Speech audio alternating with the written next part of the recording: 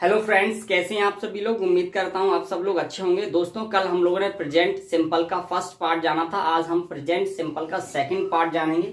Present simple present simple का second part कौन सा है, आज हम लोग उसके बारे में चर्चा करेंगे। इसकी पहचान होती है पास है, रखता है। पास है, रखता है। मित्रों, इसका जो फॉर्मूला होता है सब्जेक्ट प्लस हैज या हैव प्लस आर्टिकल यदि आना है तो प्लस नाउन। मित्रों, यदि है की जगह था आ जाए तो सिचुएशन में क्या लगाएंगे हम लोग, हेड का यूज करेंगे। तो उम्मीद करता हूं आप सब लोग को अच्छे से समझ में आ रहा होगा। हम लोग एक एक करके एग्जांपल्स जानेंगे इसके। मैंने कहा मेरे पास एक पुस्तक है। मेरे पास एक पुस्तक है, तो मेरे के लिए क्या आएगा, आई के अकॉर्डिंग क्या जाएगा, हैव। ए पुस्तक के लिए a book, I have a book. मित्रों, यदि हम इसका नेगेटिव बनाएंगे तो नेगेटिव इसके दो प्रकार से बन जाएंगे, तीन प्रकार से बन जाएंगे। मैंने कहा आई हैव नो बुक, एक ये बन जाएगा, एक ये बन जाएगा I have not a book. मित्रों, इन तीनों में अंतर समझिए आप लोग। तीनों में अंतर ये है कि ए का प्रयोग यहां क्यों नहीं किया, यहां क्यों कर दिया। तो नो एक डिटर्मिनर है और आर्टिकल भी एक डिटर्मिनर का पार्ट होता है।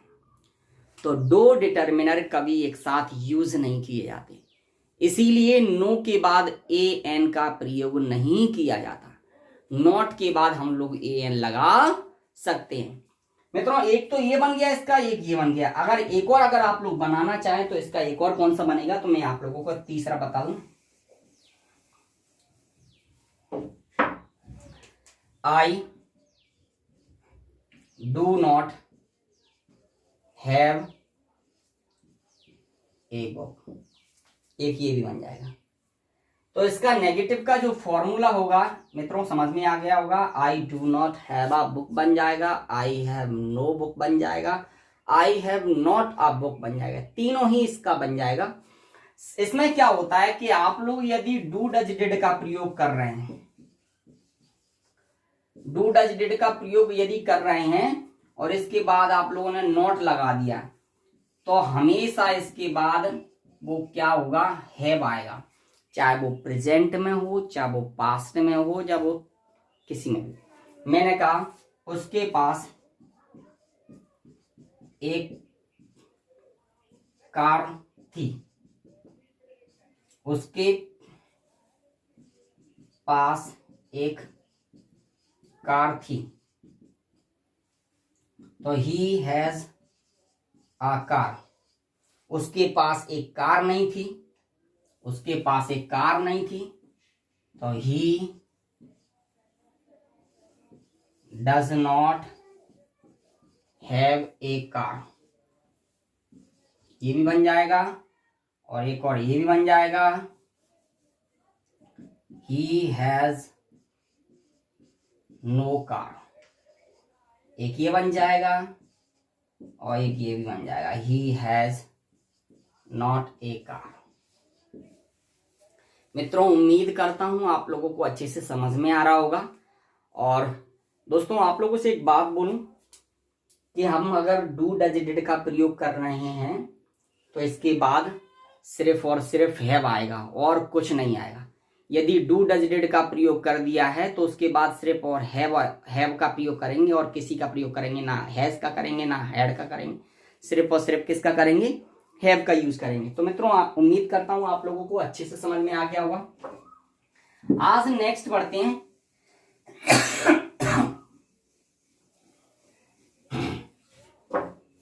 एक और स्ट्रक्चर जानते हैं, यूज ऑफ इट।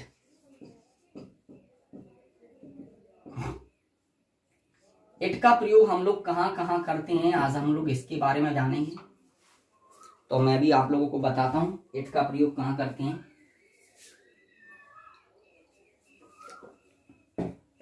मित्रों, इट का प्रयोग जो है वर्षा वाले वाक्य में,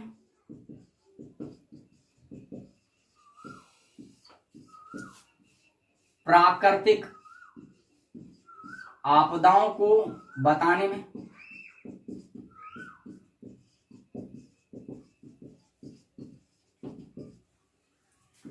घड़ी का समय बताने में,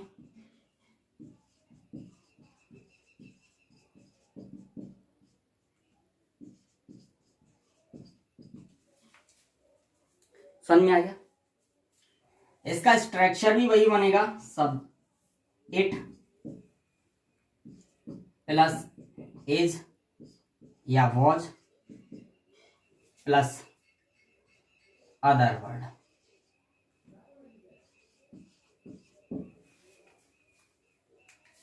समझ में आ गया मित्रों। जैसे कि मैंने कहा, इसमें और भी ऐड कर सकते हैं, दिन बताने में, दिन, वार बताने में, महीना बताने में। तो जैसे कि मैंने कहा आज, सपोज करो बुधवार है आज, मैंने कहा आज बुधवार है, तो आज बुधवार है तो क्या आ जाएगा, इट इज वेडनेसडे टुडे। तो क्या बन जाएगा, इट इज वेडनेसडे टुडे। और यही सेंटेंस में यदि दूसरा लिख दूं, मैंने लिख दिया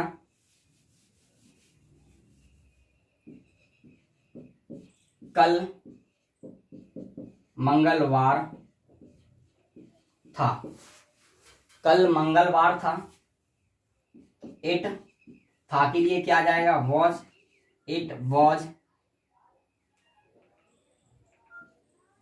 Tuesday, Tuesday yesterday, it was Tuesday yesterday. समझ में आ गया, इट वॉज ट्यूसडे यस्टरडे। मित्रों, आज मैं आप लोगों को बताऊंगा कि दिस में और इट में अंतर क्या होता है, दिस कब लगाते हैं और इट कब लगाते हैं।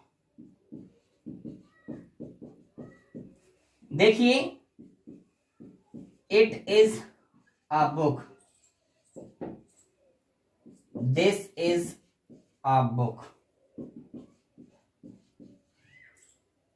दोनों ही सेंटेंस कैसे हैं, राइट हैं, करेक्ट है। मैंने कहा दिस बॉय, मैंने कहा this boy is good, it boy is, this boy is good, this boy, sorry, this boy is good और this it boy is good. मित्रों, आप लोगों से एक बात बोलूं, दिस के बाद हम लोग वर्ब का भी यूज कर सकते हैं और नाउन का भी यूज कर सकते हैं, परंतु इट की विशेषता है कि इट के बाद कभी नाउन नहीं आता। इट, ये बॉय दिया है ना, इट के बाद कभी नाउन नहीं आता है, इसीलिए यह सेंटेंस कैसा है, रॉन्ग है, गलत है। मैंने आपसे कहा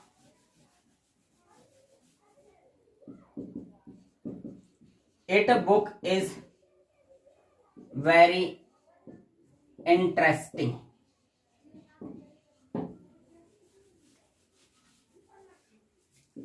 और this book is very interesting. मित्रों, ये सेंटेंस गलत है और ये वाला सही है, क्योंकि इसका एक फंडा है कि दिस का प्रयोग हम कब करते हैं और इट का प्रयोग कब करते हैं, तो इट के बाद सिर्फ और सिर्फ वर्ब आएगी, कभी नाउन नहीं आएगा उसके बाद। नाउन दिस के बाद आ सकता है, नाउन जो है इट के बाद कभी नहीं आता। तो दिस के बाद हम लोग वर्ब भी यूज कर सकते हैं और दिस के बाद हम लोग क्या कर सकते हैं, नाउन भी यूज कर सकते हैं। तो दिस और इट की सबसे बेस्ट डेफिनेशन यही है कि नाउन कभी इट के बाद प्रयोग नहीं किया जाता, केवल और केवल इट के बाद वर्ब का यूज किया जाता है, ठीक है ना। तो दोस्तों लिंकिंग वर्ब होती है जो है ना, लिंकिंग वर्ब या हेल्पिंग वर्ब जो भी आती है वो सेंटेंस के अकॉर्डिंग हम लोग निर्धारित करते हैं कि ये लिंकिंग वर्ब होती है कि मेन वर्ब होती है कि हेल्पिंग वर्ब होती है। तो मित्रों उम्मीद करता हूँ आप लोगों को अच्छे से समझ में आ रहा होगा और मैं आशा करता हूँ कि आप लोग मेरे द्वारा पढ़ाए गए कंटेंट को एंजॉय कर रहे होंगे। तो मित्रों आपसे आज मैं विदा लूँगा, आज के लिए इतना ही काफ़ी है, धन्यवाद।